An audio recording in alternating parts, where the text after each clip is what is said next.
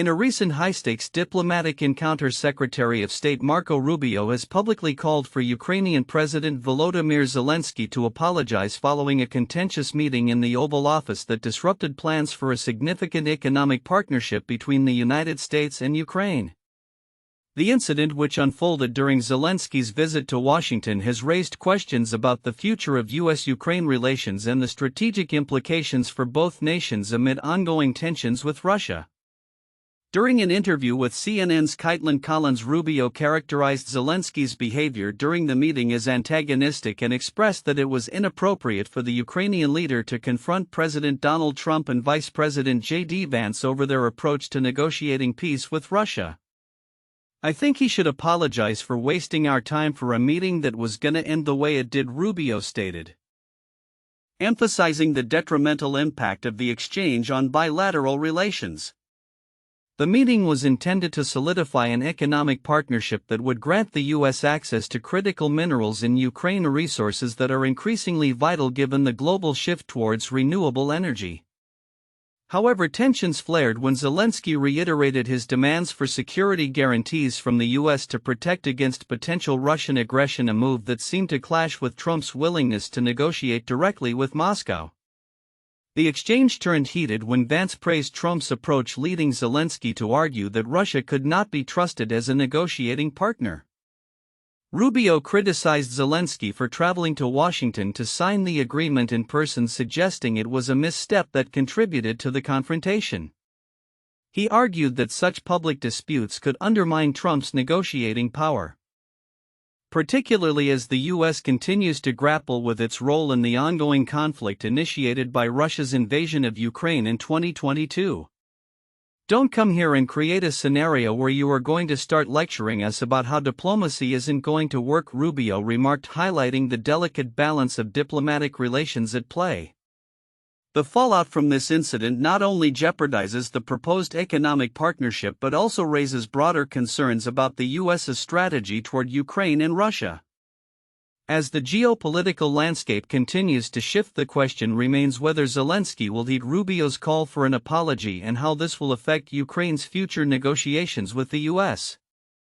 As tensions simmer and the international community closely observes the developments, the potential for future engagements between the U.S. and Ukraine hangs in the balance. The outcome of these diplomatic relations could have profound implications for both nations, particularly as they navigate the complexities of security and economic partnerships in a volatile region.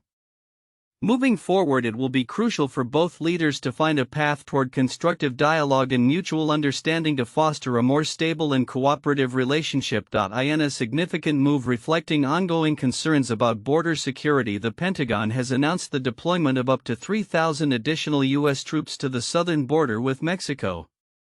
This decision comes as part of a broader effort to address immigration challenges and enhance the operational capabilities of U.S. Customs and Border Protection (CBP) as the nation braces for potential surges in migrant crossings. The announcement, made on March 1, 2025, includes the deployment of Stryker combat vehicles, a versatile and heavily armored vehicle known for its mobility and effectiveness in diverse operational environments. According to a Pentagon spokesperson, the troops are expected to provide logistical support and assistance in surveillance and reconnaissance missions, allowing CBP agents to focus more on direct border enforcement duties. In a statement, Defense Secretary Pete Hegseth underscored the urgency of the situation. "We are committed to ensuring the security of our borders and supporting our law enforcement agencies in their mission. This deployment reflects our resolve to address the challenges we face at the southern border." The additional forces will not engage in direct law enforcement but will instead provide crucial support functions, a point emphasized by military officials. The decision to bolster troop numbers comes amid increasing political pressure and public debate surrounding immigration policies in the U.S. In recent months, lawmakers from both sides of the aisle have raised concerns about the effectiveness of current measures in managing the flow of migrants, particularly in light of an anticipated rise in the number of asylum seekers. Data from the Department of Homeland Security suggests that apprehensions at the border could potentially reach record levels in the coming months, intensifying the need for a robust response. Critics of the deployment have pointed to the ongoing humanitarian crisis and the complexities of immigration reform as underlying issues that require a more comprehensive approach. Advocates argue that merely increasing military presence does not address the root causes of migration, such as violence and poverty in Central America. As Senator Mazie Hirono remarked during a recent hearing, we need to focus on creating sustainable solutions that address the reasons people flee their homes, rather than just militarizing the border. This announcement comes at a time when Secretary Hegseth is under scrutiny for allegations regarding his conduct during a recent NATO press conference. Reports have circulated on social media suggesting he was drinking alcohol during the event, claims that have been debunked as unfounded. In response to these allegations, Hegseth maintained that he had no intention of drinking while serving in his official capacity, reiterating a pledge made during his confirmation process to abstain from alcohol. As the U.S. mobilizes additional resources to the border, the implications of this deployment will likely ripple through both domestic and international spheres. Observers will be closely monitoring the effectiveness of this military support and its impact on immigration patterns. Furthermore, the ongoing debate surrounding immigration policy reform will continue to shape the national discourse as lawmakers seek lasting solutions that balance security with humanitarian considerations. Looking ahead, the situation at the border remains fluid, with potential changes in immigration policy and enforcement strategies on the horizon. As the Biden administration navigates these challenges, the role of military support will be a focal point in discussions about how best to manage the complexities of immigration in the 21st century. As Robert F. Kennedy Jr. navigates the contentious waters of his confirmation hearings for the role of Secretary of Health and Human Services, the specter of his controversial views on vaccines looms large. The hearings, which concluded recently, have left his future in this pivotal role hanging by a thread as senators from both sides of the aisle express skepticism regarding his positions, particularly on vaccine efficacy.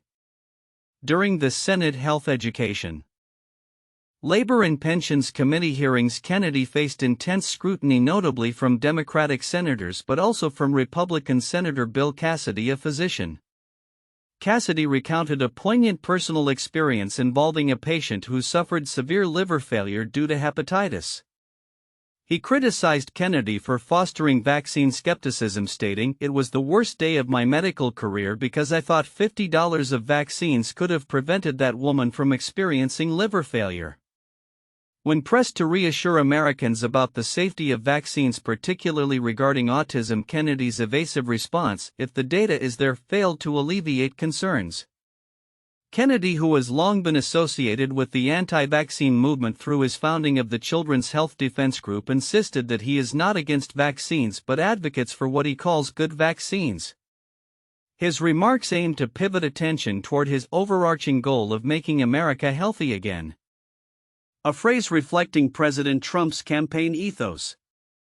Yet skepticism remains, especially given the context of a significant measles outbreak in Texas, which has resulted in one death and numerous hospitalizations. In a surprising turn just days after downplaying the outbreak as not unusual, Kennedy reversed course, declaring it a top priority for the health department. This shift followed the CDC's confirmation of the outbreak's severity and the tragic death of an unvaccinated child. The federal government responded by dispatching 2,000 doses of the measles, mumps, and rubella vaccine to combat the epidemic. "Ending the measles outbreak is a top priority for me and my extraordinary team," Kennedy stated on social media, showcasing a newfound urgency in addressing public health crises. However, Kennedy's approach to public health is not limited to vaccine distribution. He has indicated plans to overhaul the Advisory Committee on Immunization Practices (ACIP), the panel responsible for guiding vaccination recommendations. This move has raised alarms as it may signal a departure from established immunization protocols. Critics argue that such changes could undermine decades of public health achievements that have drastically reduced infectious diseases through vaccination. Moreover, Kennedy's recent decision to eliminate public participation in many agency policy decisions starkly contradicts his prior commitment to radical transparency. This proposed shift in the rulemaking process at HHS, which oversees a staggering $3 trillion in healthcare spending, could further alienate public trust during a time when transparency is crucial. As the hearings conclude and the Senate deliberates Kennedy's confirmation, the potential implications of his leadership at HHS remain profound. Should he be confirmed, his administration is poised to reshape vaccine policy and public health messaging significantly. With the growing measles outbreak and rising vaccine hesitancy, the stakes have never been higher.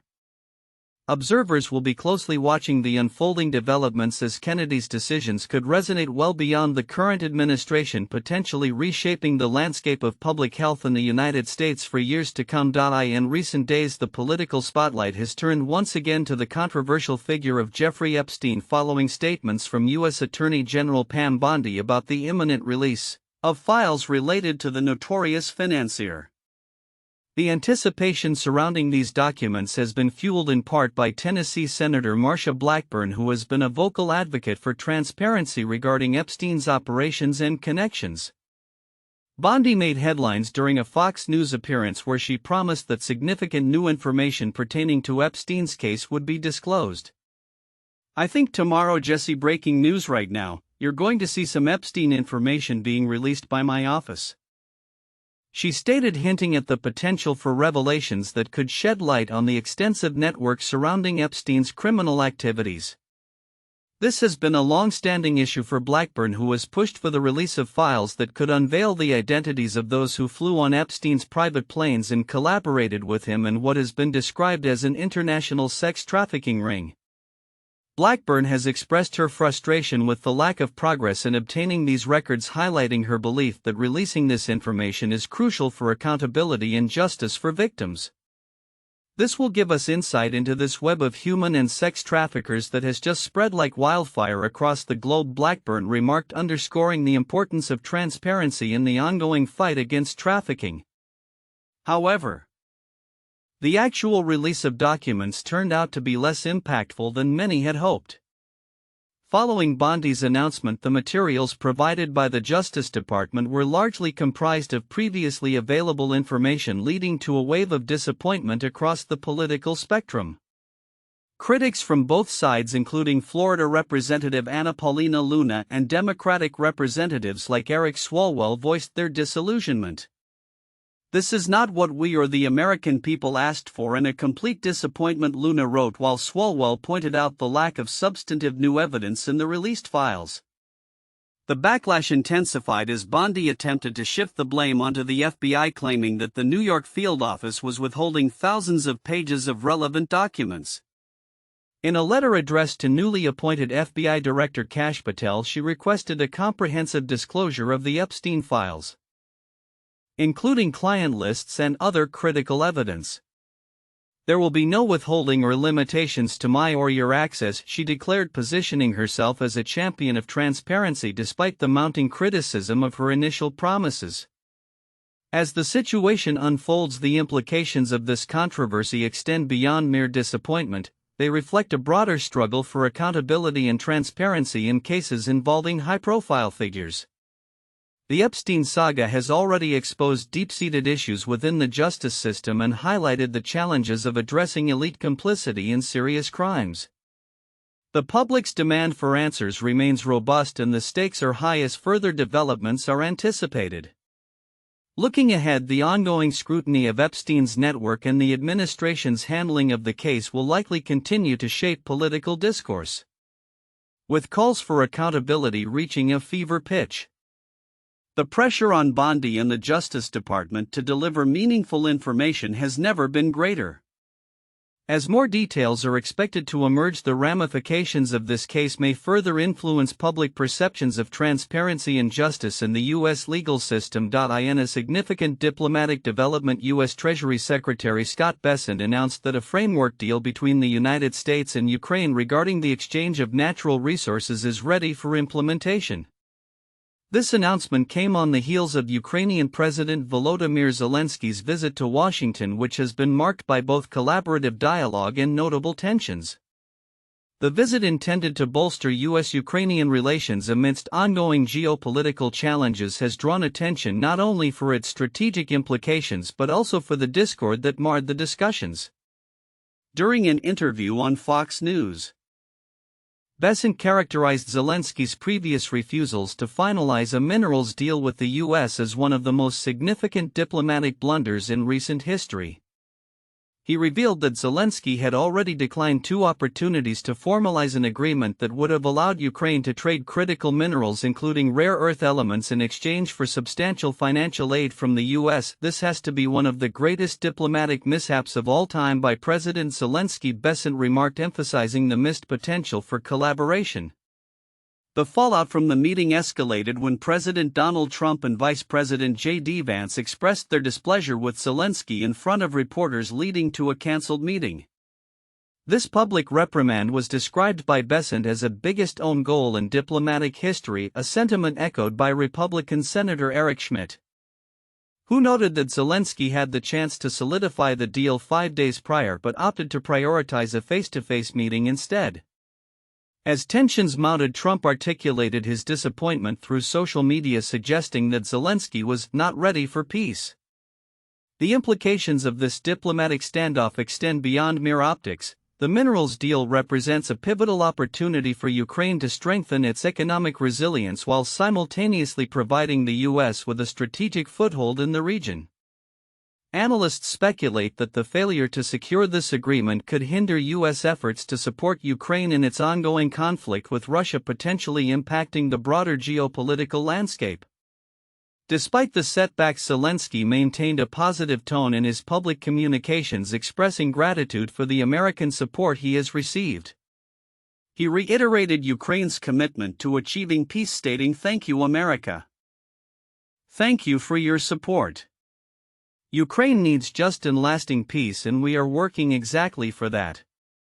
As the political landscape continues to evolve, Besant's recent confirmation as Treasury Secretary is expected to play a crucial role in shaping U.S. economic policies, particularly in relation to Ukraine. His position places him at the forefront of negotiations surrounding tax reforms and government funding, including efforts to raise the debt ceiling. Observers will be keen to see how these developments influence future U.S.-Ukraine relations and whether Zelenskyy can navigate the complex diplomatic terrain to secure the support his country desperately needs. In conclusion, the recent events underscore the delicate balance of diplomacy, where missteps can lead to significant ramifications. As the U.S. and Ukraine seek to fortify their partnership, the focus will remain on how they can overcome these challenges and realize the potential of their economic collaboration. The coming weeks will be critical as both nations work to address outstanding issues and strive for a more stable and cooperative relationship in an increasingly unpredictable global environment. In a pivotal move reflecting the Trump administration's aggressive trade policies, the U.S. Senate has confirmed Howard Lutnick, the billionaire chairman and CEO of Cantor Fitzgerald, to lead the Commerce Department. The Senate voted 51-45 in favor of Lutnick on February 18, 2025, marking a significant shift in the department's direction as it grapples with a myriad of responsibilities ranging from export controls to economic data management. Lutnick's extensive experience in the financial sector positions him at a unique intersection of commerce and policy, which will be vital as he navigates the complexities of American trade relationships. The Commerce Department oversees an array of critical functions, including the $52.7 billion Chips and Science Semiconductor Manufacturing Initiative and a $42 billion program aimed at expanding high-speed broadband access. Lutnick has already signaled his intent to reassess the current CHIPS program, describing it as an excellent down payment for revitalizing the U.S. semiconductor sector, yet he emphasizes the need for a comprehensive review of its efficacy. As the leader of trade policy, Lutnick is expected to advocate for a strategy of imposing tariffs on a country-by-country basis to restore reciprocity in trade relations.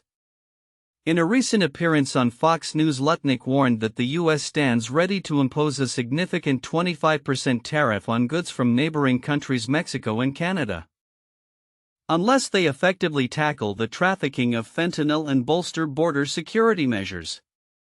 The president's on it, Lutnick stated, echoing Trump's tough stance. He emphasized that countries need to demonstrate a commitment to halting the influx of harmful substances into the U.S. or face economic consequences. "How you treat us is how we'll treat you," he asserted, underscoring his administration's focus on reciprocal trade principles. This aggressive posture is not without its challenges. The potential tariffs, which are set to take effect on April 2, 2025, could be postponed if Mexico and Canada show tangible progress in combating drug trafficking. However, Lutnick has made it clear that meeting these expectations will be a demanding task. He has also expressed concern about Canada's perceived violations of the U.S. Mexico-Canada Agreement USMCA, specifically its tariffs on American dairy products and other goods, which he argues undermine the spirit of free trade. Moreover, Lutnick has vocalized strong disapproval of Chinese involvement in the Mexican steel industry, viewing it as a direct threat to American economic interests. His stance reflects a broader trend within the administration of viewing trade through a national security lens, particularly in light of ongoing tensions with Beijing. Lutnick's commitment to enforcing restrictions on technology access for Chinese firms underscores this approach. The implications of Lutnick's leadership at the Commerce Department extend beyond trade policies. His confirmation comes at a time when the Trump administration is navigating complex international trade landscapes and addressing domestic economic concerns. Economists have raised alarms regarding the potential impacts of these aggressive trade measures, particularly in light of previous tariffs that have drawn retaliatory actions from China and other trading partners. As Lutnick embarks on his tenure, the focus will be on whether he can effectively balance the administration's ambitious trade agenda with the needs of domestic industries and international relationships. His actions in the coming months will not only shape U.S. commerce but may also redefine America's position in the global trade arena. The next few weeks will be crucial as he seeks to engage neighboring countries in meaningful negotiations while simultaneously fortifying U.S. economic interests against external threats.